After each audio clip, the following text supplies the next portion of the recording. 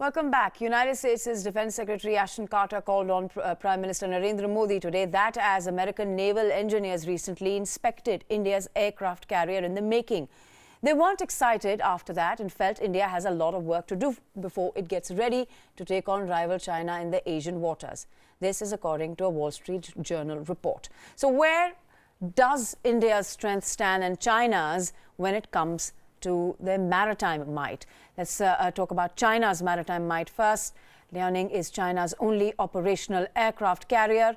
China is planning to build 2 more aircraft carriers. China has built already strategic ports in Pakistan, Sri Lanka and Myanmar. Let's talk about India now. India's maritime might. India's only operational carrier is Russian-built INS Vikramaditya. India is building INS Vikrant. That's the one that was inspected by American naval engineers. Wall Street Journal says INS Vikrant won't be ready for another decade and that INS Vikrant does not have small missile system, also limited ability to launch sorties. India is planning on building another aircraft carrier named INS Vishal and will be funding part of Chabahar port in Iran. US, of course, is the big one when it comes to maritime might. US operates 10 NIMITZ class carriers, plans on building 3 Ford-class carriers and has been cautious about giving India EMALS technology. EMALS technology enables efficient, faster launch of aircraft. Let's open the discussion. We're joined by Raja Menon, former Rear Admiral in the Indian Navy. We're joined by Michael Kugelman, Senior Associate for South Asia Program, and by Puneet Ahluwalia, an analyst and a lobbyist, also from America. Let's go to Mr. Menon first. Sir, thanks very much for speaking to WION. Would you agree with American concerns there that India actually is not in a fit shape when it comes to building its own aircraft carrier, Vikrant? Well, I think every well-meaning Indian is a little concerned with the delay in the building of the INS Vikrant, and if the Americans can do anything to speed up things, it would be of great help. But I don't think one should rely entirely on the fact that a delayed aircraft carrier is a sign of reduced naval might. There are a lot of other factors involved also, like for instance the presence of the Akula in the Indian Ocean with another Akula in the pipeline, the PA ties that India has. So India has a lot of maritime might, and it is producing frigates and destroyers which are excellent first frontline ships. So as far as China's foray into the Indian Ocean is concerned, I don't think there is a great need to worry as such. And so what about the technology that India is expecting from America, the EMALS technology? Why would you say, would you agree America is cautious in sharing that with India? And if so, why? The EMALS technology is a very advanced piece of kit, but that would be applicable not for the INS Vikrant but for the follow-on carrier. There is another aircraft carrier in the planning stage which the Indians and the Americans are cooperating on. The EMALS is meant for that carrier, and if the EMALS comes, then definitely the carrier will be built around the EMALS. And the fact that the Americans have shown concern about the Vikrant is a side issue as far as the cooperation between India and the United States in building the 3rd aircraft carrier is concerned. Okay. And so how far behind would you say India is when it comes to India's maritime strength than China?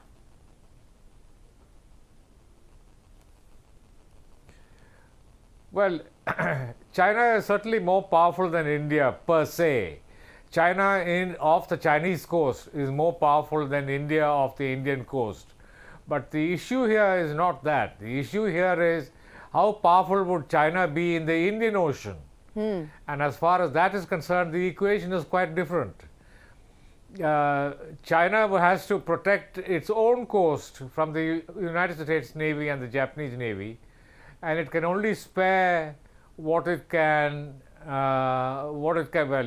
spare to come into the Indian Ocean, and that task force will definitely be inferior to the Indian Navy as a whole for decades to come. Eventually, when China overtakes the United States in GDP and builds the 6 aircraft carriers, then the situation might be different, but that is a couple of decades down the line.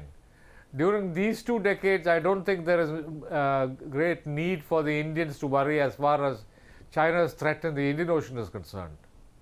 Right, sir, but I think for America it is also certainly about, and more so about, the South China Sea and how China is a giant there. Let me bring in our American guests now and get some perspective from them as well. Puneet Ahluwalia is with us on Skype. Puneet, I believe your firm has been working a lot when it comes to the new government's Asia-Pacific policy. Tell me what you think about when this report suggests that Americans essentially are concerned about India's maritime strength because essentially it won't be able to take on China when America would need it to in these waters. First thing is, thank you for having me on here. The important thing is the relationship between India and the new administration is off a positive start. I am very confident it's only going to enhance it.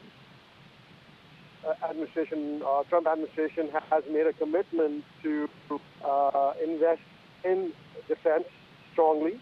We'll be focused on making at least 350 ships. In fact, I believe the motto is strength through power and peace through power.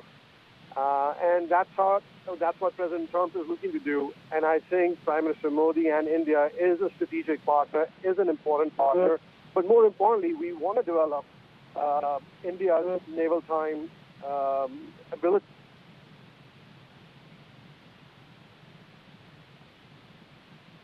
Puneet, let's bring in Michael Kugelman, Senior Associate for South Asia Program.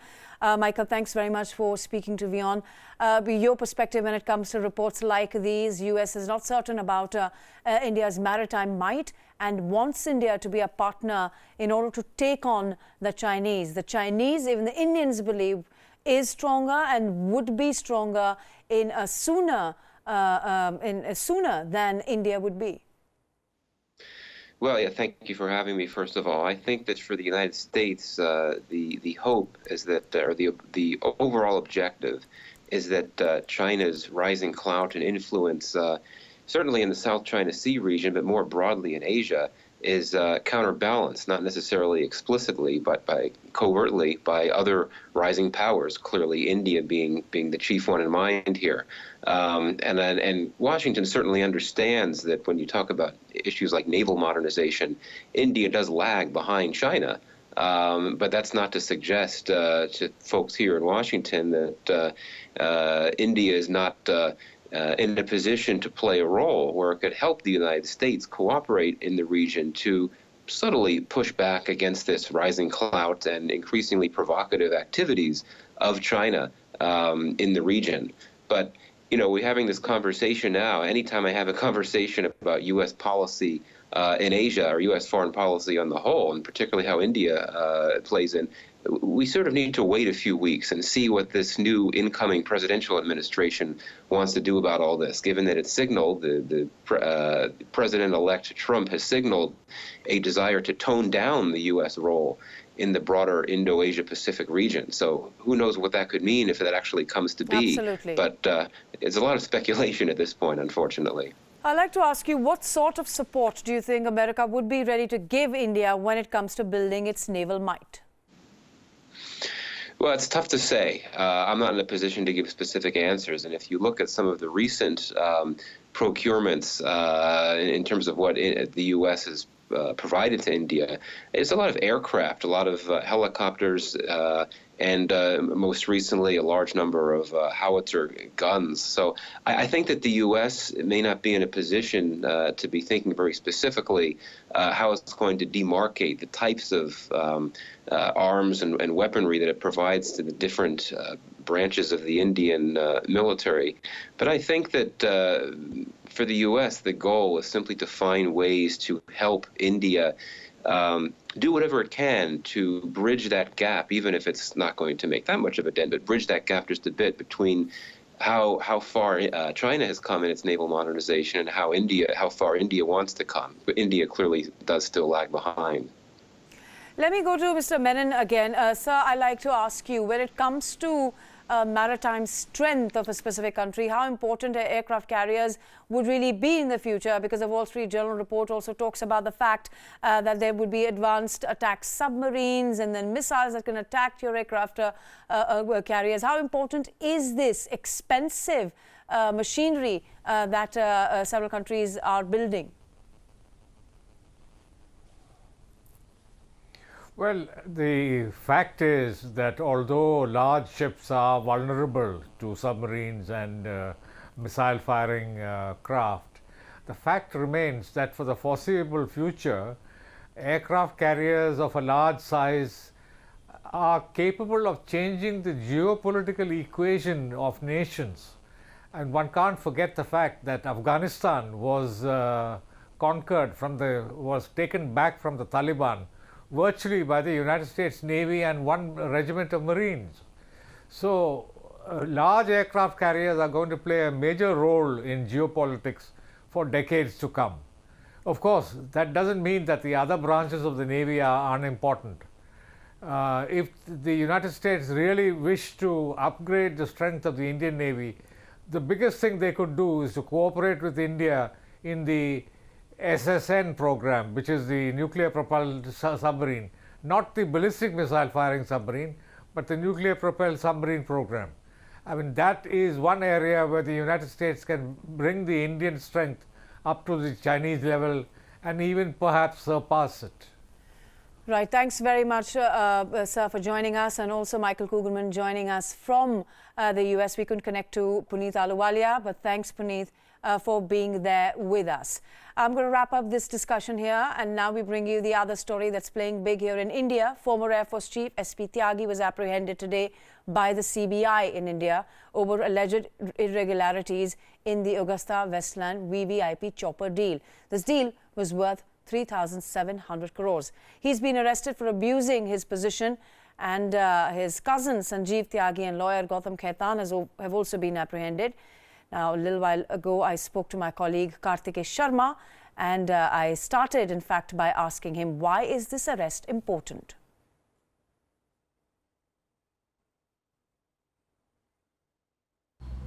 This case is important for various reasons. For example, the whole Augusta-Westland deal, it started in 2003. The reason was that it was felt that the VVIP chopper should be purchased because the fleet of the Indian Air Force was aging and it should be purchased for the Prime Minister. But at that point of time, when it went through the bureaucratic channels, it was realized by the government that there was only one single vendor.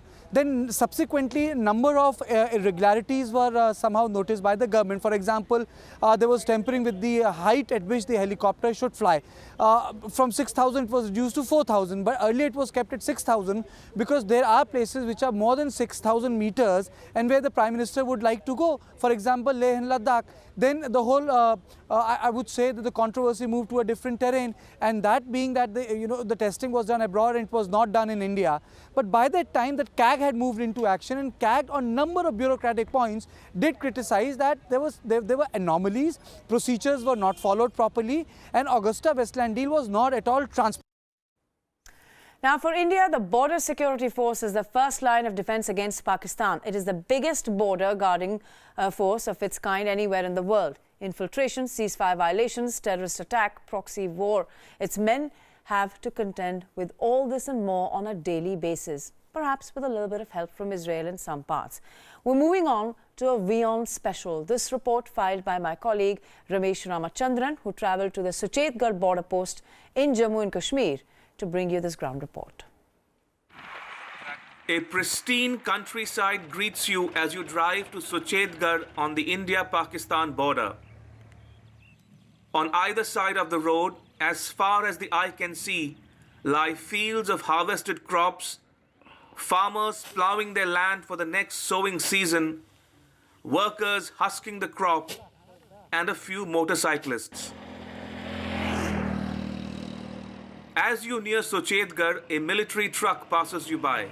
You realize you're approaching a high security area, and soon enough, the gates of the Border Security Force post come into view. The BSF calls it the Octroi Post, and it houses the 78th Battalion of the BSF. It's Thursday afternoon, and a BSF team is preparing to go out on a patrol.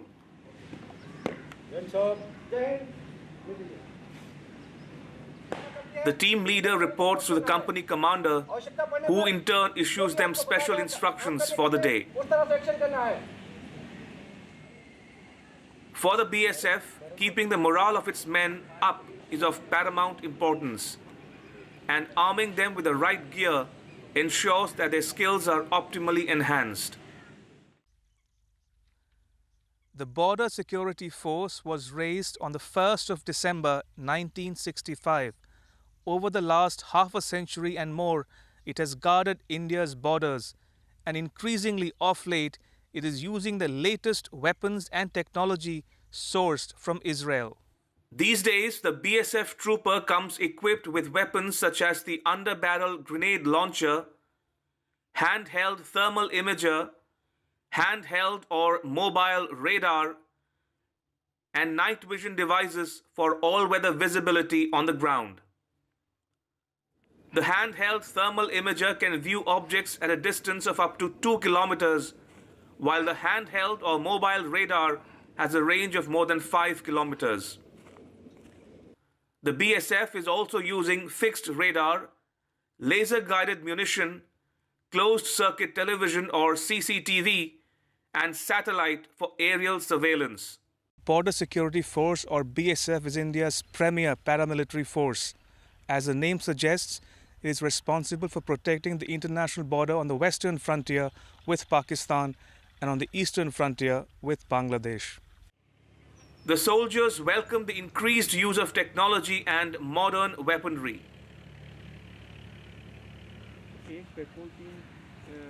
The human-technology interface is crucial, and the BSF plans to opt for a judicious mix of traditional patrolling and quick reaction teams or QRTs. Sir ये हमारे India Pakistan border पर ख़ास तौर पर पाकिस्तान का नापाक firing आते हैं और इन्फिल्ट्रेशन होते हैं मिलिटेंट के और घुसपैठ होते, स्मगलिंग का भी कार्रवाई होते, अंदेशा भी रहता है, होता भी रहता है। इसको हम मुंह तोड़ जवाब देते हैं। इसके लिए हमारे सरकार की तरफ से बहुत कुछ सुविधाएं मिले हैं। ऐसे कोई घुसपैठ नहीं करना चाहिए जो हमारे देख रेख में है, और पूरा डोमिनेशन हम करते हैं। वहाँ पर जो हमारा आईबी जो है क्रॉस करता है, उसको हम तुरंत वहीं से फायर करके हम बर्बाद कर देते हैं। तो हमारा ये रूटीन है। The BSF post here had an unwelcome visitor recently. I'm standing in front of what is known in military language as a ditch cum bund, where an intruder was shot dead by the Border Security Force on the 22nd of November at about 4:15 in the morning. Pakistan expectedly did not claim the body. The BSF says it was using handheld thermal imagers with which they spotted two militants at a distance of about 150 meters from here, waiting to enter Indian territory. But the moment the BSF opened fire, they retreated. The BSF also uses live tension wires known as Cobra wires, 5 of them, to secure the fence. It's not all about high technology though. The BSF resorts to improvised, locally available items such as soft drink cans that make a noise when an intruder attempts to cut through the fence, alerting the guard nearby. WION got exclusive access to the zero line which separates India and Pakistan. It lies on the road to Sialkot in Pakistan. As the BSF company commander leads us to the zero line, a Pakistani post keeps vigil from high above. The gate on the Pakistani side of the border is barely a few meters away, and a sacred fig tree stands tall right at the border. This post of the Border Security Force lies on the Jammu-Sialkot road. Sialkot in Pakistan is barely 11 kilometers from here. This post also has a historical significance in that before India and Pakistan became independent countries, it used to serve as the octroi post for the railways. With video journalist Janmajoy, Ramesh Ramachandran for WION. And that's all we could pack up for you in this edition of Gravitas here at WION. You can rewatch it if you've missed it on our website via news.com, and also follow us on Twitter if you like. Thanks for watching. Good night.